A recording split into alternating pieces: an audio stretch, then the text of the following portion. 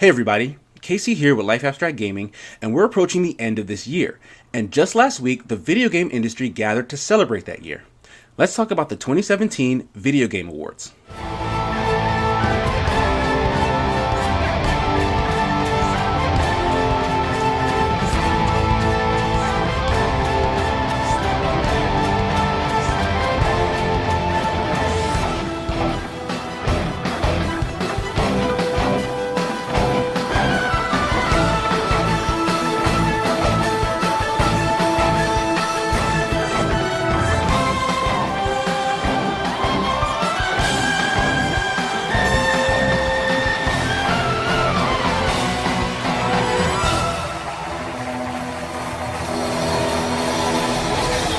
Despite only being the fourth year the VGAs have gone on, they've changed pretty drastically from year to year.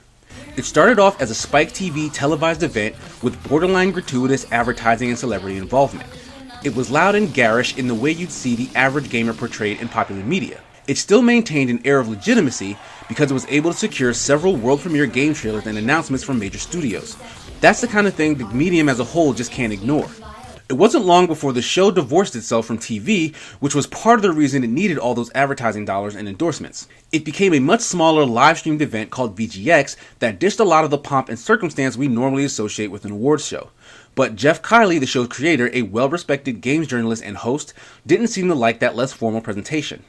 The last 2 years has seen the Game Awards follow a much more traditional awards show format, with industry giants being invited as presenters, elaborate tributes to the medium, and even live performances taking place. There's still a lot of involvement from celebrities, but they're usually far more connected to the industry. But the show is still live streamed, which is very fitting of a forward-facing industry like video games, and as the ratings have suggested, is continuing to pull in more viewers each year. Now, I've actually covered a similar show in the past. The BAFTA Games Awards is essentially the British version of the VGAs, but that show is backed by the British Academy of Film and Television Arts, an institution that far predates the video game industry. And as such, maybe doesn't accurately represent how youthful the world of games is. The equivalent of their academy for America is made up of the leading game publications in the US, who send in nominations to the VGAs for the given categories, and then vote on winners once those nominees are solidified. I think that it's important that American games media has a collective say in what experiences were the most outstanding year to year, especially since they are the largest video game market in the world when you don't include China, where they pretty much do their own thing.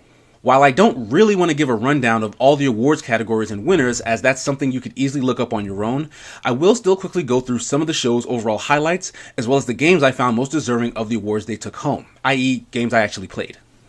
In terms of game announcements, there were only 3 that really sparked my personal interests.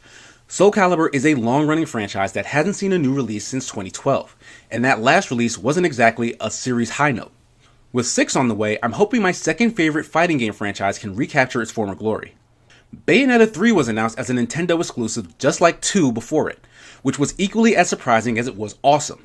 Bayonetta 2 received high critical praise but sold very poorly, namely because the Wii U sold very poorly, so it's great that the series gets another chance to live on a much better selling system, the Switch. I personally look at this announcement as a concrete reason to finally break down and get the Switch, though we don't have a release date yet, so it may not be anytime soon for me. From Software teased something.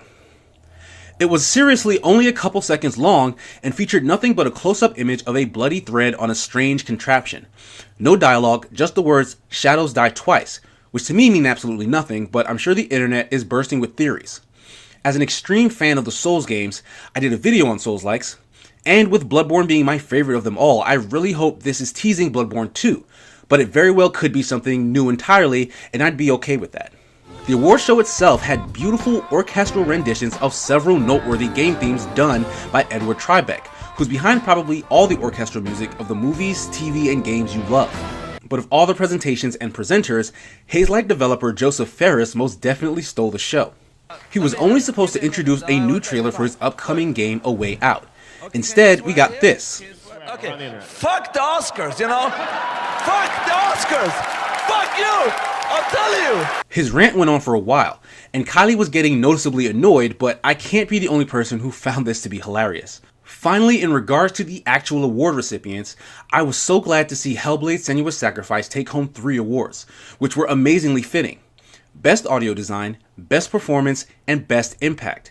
It was a game I raved about earlier this year, and I urge you guys to check out my impressions and play it for yourself if you haven't. After Super Mario Odyssey released, a lot of games publications started to think that Game of the Year wouldn't so easily be won by The Legend of Zelda Breath of the Wild. But I think the Game Awards got it right with Zelda. While I found Mario Odyssey to be a landmark entry in that series, I felt like Breath of the Wild was a landmark game for the industry as a whole. I made impression videos for both of these games as well, so please do check those out. This year's show, in all honesty, was pretty boring, and I don't think there's all that much that can be done about that as long as it's copying the same award show template as other longer running institutions. I guess you either like that structure or you don't.